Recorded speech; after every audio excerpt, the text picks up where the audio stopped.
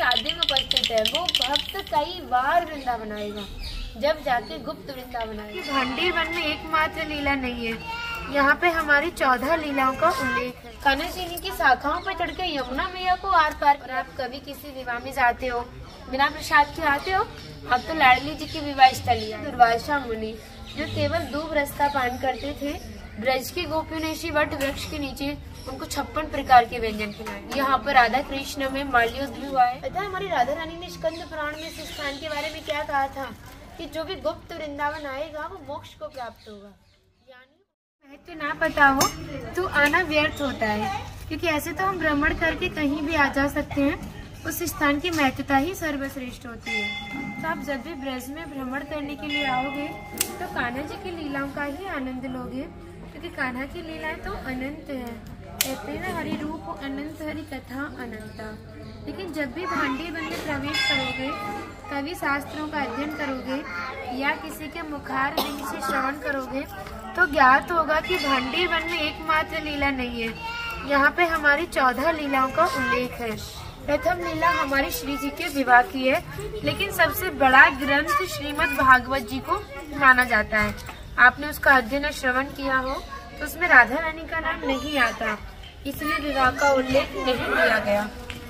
लेकिन श्रीमद् भागवत जी को छोड़ के 12 ग्रंथ ऐसे हैं जो हमारी लाडली जी के विवाह का उल्लेख करते हैं।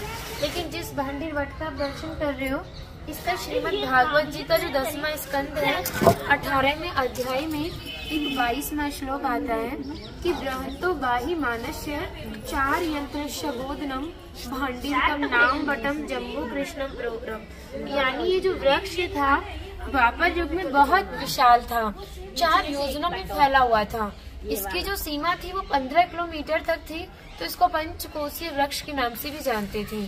कान्हा जी की शाखाओं पर चढ़ के यमुना मैया को आर पार किया करते थे।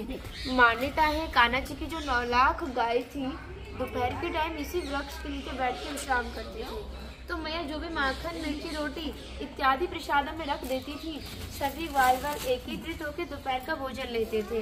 और आप कभी किसी विवाह में जाते हो, बिना प्रसाद के आते हो, अब तो लाडली जी की विवाह स्थली आए हो। आप बाउंड्री पर चित्रण देखोगे जो दुर्वासा मुनि जो केवल दूब रास्ता पान करते थे, ब्रज की गोपियों ने इसी वट वृक्ष के नीचे उनको 56 प्रकार के व्यंजन खिलाए हैं। यहाँ पर राधा कृष्ण में माल्योद्ध भी हुआ है, उसमें ये तय था कि जो भी हारेगा उसको भंडारा करना होगा। तो जब हमारे कान्हा जी हार गए थे तो ग्वाल वालों के साथ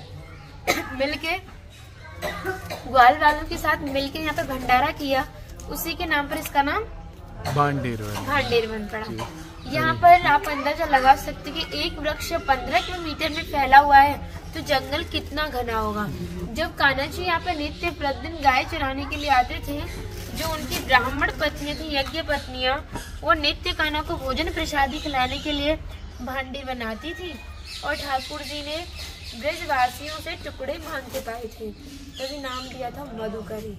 मांग के पाना मतलब मधुकरी। तभी शास्त्रों में ब्रजवासियों को अपना हृदय बताया और कहा कि जब तक ब्रजवासी की कृपा नहीं होगी, ठाकुर जी की कृपा बहुत दूर की बात है।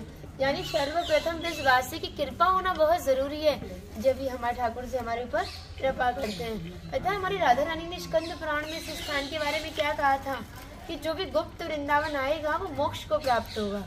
यानी उन्होंने भांडीर वन को ही गुप्त वृंदावन कह के संबोधित किया। तो कान्हा बोले तुम इतनी बड़ी बात को कह रही हो, लोग पाप करेंगे और सीधे दौड़े भांडीर वन चले जाएंगे, क्योंकि आपने तो मोक्ष धाम ही भांडीर वन को कह दिया। तो हमारी लाडली जी ने कहा नहीं कान्हा, मैं जिस पर विशेष कृपा करूंगी, जिसके प्रति मेरी भक्ति भाव दोनों सच्चे हैं, और जो भक्त मेरी शादी में उपस्थित है। यानी आज से अब 5500 वर्ष पूर्व इस स्थान पर थे। मनुष्य तो कोई था नहीं, तो आप अपने आप को कीड़े मकोड़े, घास फूस, पतझड़ इत्यादि अपने आप को मान सकते हो।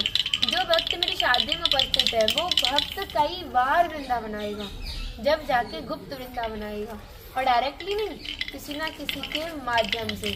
इस स्थान तक पहुंचने के लिए माध्यम बहुत जरूरी है, और सारा श्रेय माध्यम को ही जाता है, क्योंकि तो माध्यम ही हमें ऐसे दिव्य स्थान पर पहुंचाता है। जो भी भांडीर वन में प्रवेश करेगा, प्रवेश करने से जो कान्हा ने 14 लीलाएं की हैं भांडीर वन के अंदर, उनके दर्शन मात्र का फल प्राप्त होगा। और जो भी यहाँ की किंग का प्रसादी पाएगा और एक रात्रि निवास करेगा वही इस व्रत गौलोक धाम से वैकुंठ गौलोक धाम को जाएगा। जगह है तो कहीं अभी श्री जी ने कृपा नहीं करी, करेगी अभी। कहते हैं ठाकुर जी ने व्रत 84 कोष को ही गौलोक धाम जो है व्रत 84 कोष में ही बांटा है। जैसे आप भांडीर वट, इसका वर्णन गर्ग संहिता की 6वें अध्याय का नाम है गौलोक खंड। आप उसका अध्ययन करोगे तो भांडीर वट का दिव्य वर्णन पढ़ोगे। ब्रिजा नदी के किनारे गौलोक धाम में एक भांडीर वट है, यानी यमुना मैया का नाम ही गौलोक धाम में ब्रिजा है। तो कहते हैं अगर इस भांडीर वट के कोई दर्शन कर ले, दर्शन मात्र से ही उसे गर्भ की प्राप्ति नहीं होती, यानी भक्त 84 लाख योनियों से मुक्त हो जाता है। और वो भी किसी गर्भ में नहीं जाएगा, वो गर्भ धारण करना ही नहीं पड़ेगा उसको, वो सीधा मोक्ष को प्राप्त होगा केवल दर्शन मात्र से। स्पर्श की तो बात बहुत इंदु लेखा बहुत सुंदर है जी। राधे राधे, जय श्री राधे, राधे राधे।